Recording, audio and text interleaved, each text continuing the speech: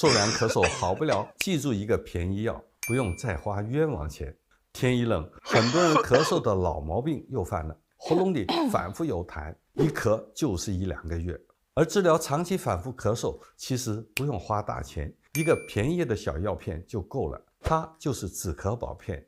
中医来看，长期咳嗽又咳白痰，病位多在脾肺，而脾为肺之母，所以这类咳嗽要么是风寒袭肺，子病犯母，要么是痰湿运肺，母病及子。但不管是哪个，治疗都要兼顾温肺和化痰。